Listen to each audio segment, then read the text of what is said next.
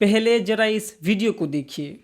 भगवान से मिलने के लिए किसी एजेंट की क्या जरूरत, ऐसा ही कहा है तुम्हारे शिक्षक महोदय ने। जरा उनकी बात सुन लो। भगवान को मेरी बात सुनने के लिए एजेंट की जरूरत क्यों? भगवान ने सारी भाषाएं बनाई हैं तो भगवान को हिंदी क्यों नहीं समझ में आ रही? उन्हें संस्कृत नहीं क्यों चाहिए? तो देखा आपने, इन्होंने साफ साफ कहा है कि पंडित की क्या जरूरत भगवान से मिलने के लिए, हम डायरेक्ट क्यों नहीं मिल सकते? क्या भगवान को हिंदी नहीं आती? ऐसा ही बोला है ना। फिर मैं रोस्ट करता हूं तो तुम बोलते हो गुरुजी रोस्ट मत किया करो, लेकिन मैं करूंगा। पहले समझाऊंगा, सुनो। एक बात बताओ मुझे टीचर जी, अगर किसी मुजरिम को जज साहब के सामने अपनी बात रखनी है तो वो डायरेक्ट क्यों नहीं रख सकता? उसके लिए वकील की जरूरत क्यों पड़ती है? अब तुम बोलोगे ये तो बहुत सेंसिटिव मामला है ना। और अगर संविधान को समझना है तो उसके लिए प्रोफेशनल इंग्लिश या फिर अच्छी हिंदी सीखना क्यों जरूरी है? नॉर्मल हिंदी में हम क्यों नहीं उसे सीख सकते? अब हो गई ना बोलती बंद। इसीलिए मैं कहता हूं कि हिंदी के पास वो शब्द ही नहीं है। जैसे ऐसे समझो, तुमको समझाता हूं। मान लो चाय है, कॉफी है, रसगुल्ला है और काजू कतली है, तो तुम इन चारों को क्या बोलोगे? मीठा बोलोगे कि मीठा है। लेकिन इन सबके अलग अलग टेस्ट है, स्वाद है अलग अलग। लेकिन हिंदी के पास वो औकात ही नहीं है कि इनका स्वाद बता सके। परंतु हमारी संस्कृत इसमें सामर्थ्यवान है। संस्कृत में एक एक चीज के लिए सैकड़ों शब्द दिए हुए हैं। इसीलिए भगवान से मिलने के लिए संस्कृत की जरूरत पड़ती है, एक एजेंट की जरूरत पड़ती है। एजेंट इसलिए क्योंकि स्वर्ग नरक से ऊपर की बात सनातन करता है, मोक्ष की बात करता है। समझे आप टीचर जी? तो आगे से ऐसे फालतू की बात मत करना। अभी मैंने बिल्कुल भी रोस्ट नहीं किया है, समझे तुम? नहीं तो फिर हाँ ध्यान रखना।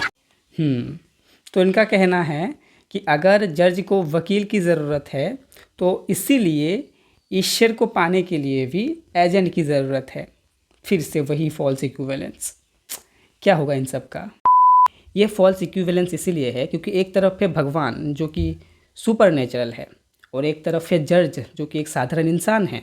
दोनों को एक ही तराजू में कैसे तोल सकते हैं? मतलब जज को वकील की ज़रूरत इसीलिए होता है क्योंकि जज को ये पता नहीं है कि सच्चाई क्या है। इसीलिए एक वकील दोनों पक्षों के आर्गुमेंट्स को आईपीसी या फिर सीआरपीसी की भाषा में, कॉन्स्टिट्यूशनल लैंग्वेज में जज के आगे रखता है। लेकिन आपके गॉड तो ऑल नोइंग है, गॉड को तो सब कुछ पता है ना।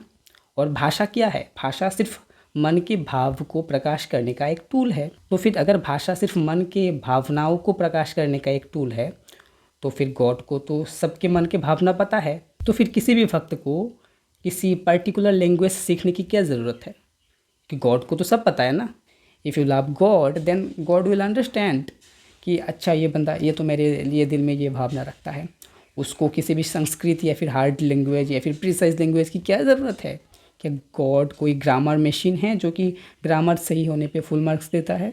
तो जज के साथ भगवान को आप इसीलिए कंपेयर नहीं कर सकते क्योंकि जज को सब कुछ पता नहीं है, लेकिन आपके गॉड को सब कुछ पता है। इसी प्रकार के कुछ चप्परगंजू हर रोज़ आ जाते हैं और फॉल्स इक्विवेलेंस करके चले जाते हैं।